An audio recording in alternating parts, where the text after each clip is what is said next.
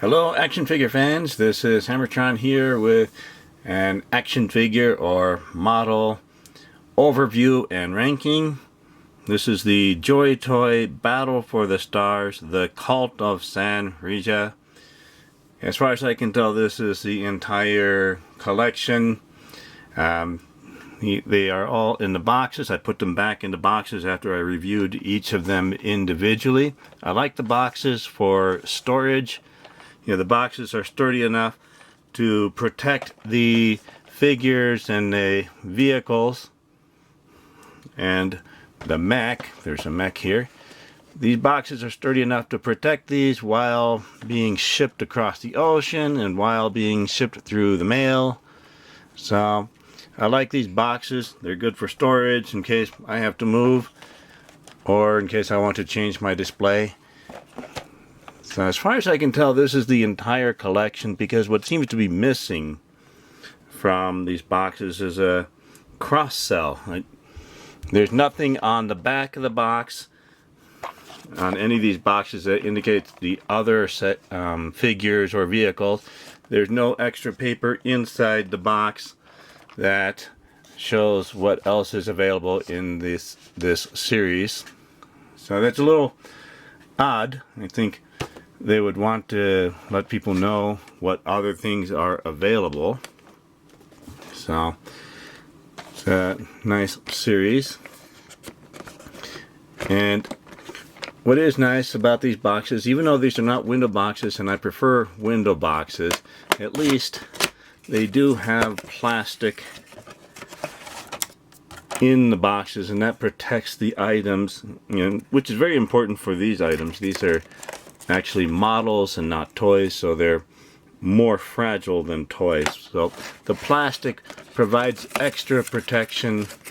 It gives a little bit of flexibility or pliability in the package, so it has some give if things are being rattled around. So I will take these out and set them all up together to see just how cool they are together in just a moment. Here are the 6 action figures or figure models from the Cult of San Reja from left to right.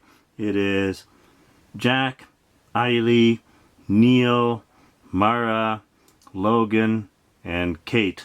Kate is the cowgirl. Out of these 6, Kate seems to be most out of place. It's not quite clear if she's part of the Cult of San Reja. She's wearing a mask like they're all in a post-apocalyptic future with a poisonous atmosphere. So she does fit in with the group in that regard. But the cowgirl outfit just seems to be different compared to the others. Mara in white also seems to be a little bit out of place with this group. But I think they could be part of the same group. I'm not familiar with the story, but they certainly look very interesting. They all have nice accessories, but they are pretty fragile. They feel pretty fragile, so when moving around the joints, we want to move slowly and carefully to make sure we're not breaking anything. Although the instructions say that if it breaks, we can glue it back together. Might not quite be as good as new, but at least we can still keep it and still enjoy it. So, a little hard to decide which one is my favorite. Although I think my least favorite would be Kate, the cowgirl, and then Mara, and Eiley, and Neil, and Logan. So my favorite out of the group is Jack. I think I really like the cyborg arm he has. That just seems pretty cool. However, his feet or his toes, he seems to be a bit pigeon-toed. And one problem they all have is the toe articulation does not work at all. And it looks like they do have toe articulation. Also, I think they're supposed to have an upper thigh cut where we can twist the leg, but that doesn't seem to be working on any of these either. So I'm a little disappointed about that, but they certainly do look cool. Here are the vehicles we get in the Cult of San Reja set. This one is the Harvey, this one is the Hellwalker, the Z8 Cub Assault Mech, and Loister motorcycle with a sidecar. So these are very nice looking, however they're extremely fragile. I think they're fragile. These are models, so they're not toys, but even though they're models, they just feel way too fragile to really enjoy, because I might be clumsy and accidentally drop it or knock it over, and that really has me worried about breaking these just accidentally, because they have very fragile pieces. These handlebars are very, very thin plastic, and it wouldn't take much for that to snap. Also, it has some interesting pieces sticking out here. So very thin pieces of plastic holding this part in front of the wheel there. Now the wheels are all hard plastic. Now this one's the Harvey, and this one is the Hellwalker, and it looks like these motorcycles are identical in every way except the front part, which is an extra piece that we can add. If we're careful, we can remove it. So it just plugs into a couple of pegs on the front here. So that's the only difference. So this one has the long, cool looking horns, and this one has some short spikes here.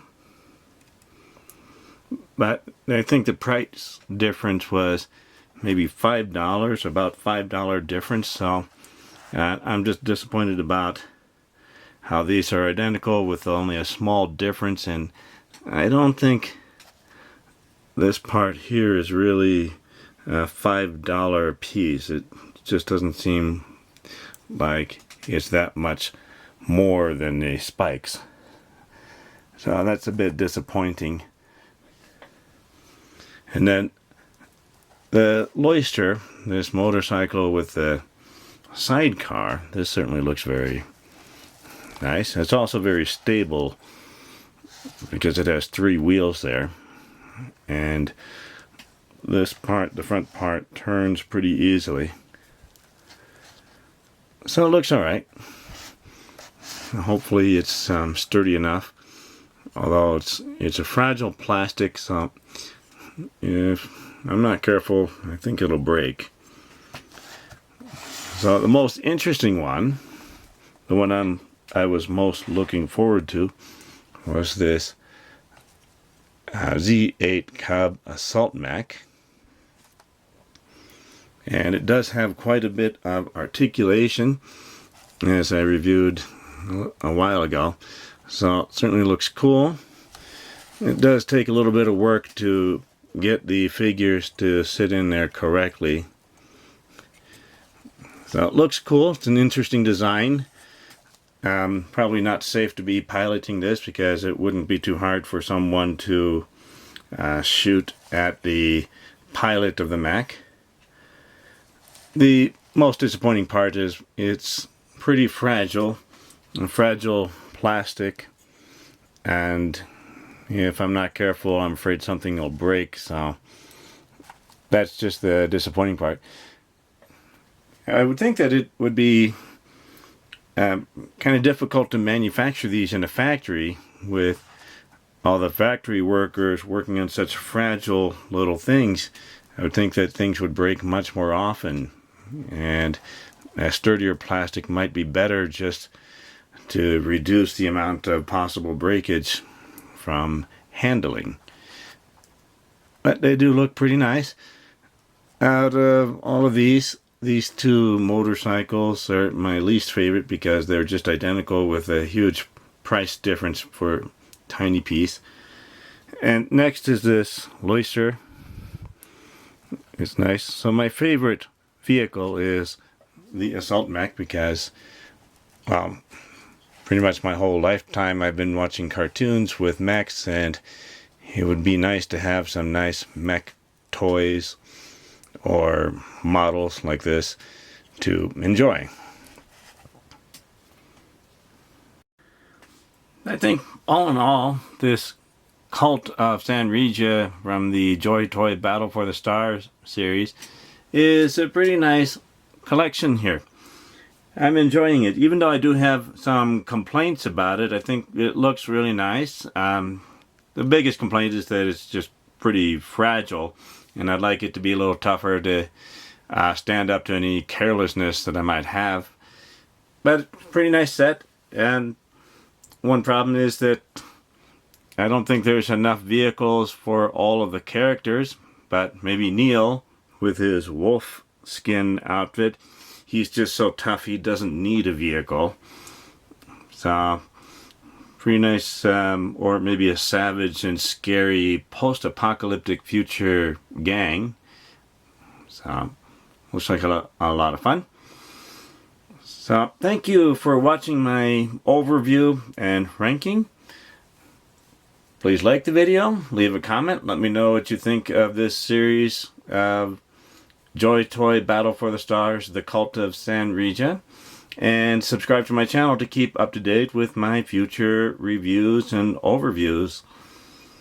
I'll see you next time, action figure fans.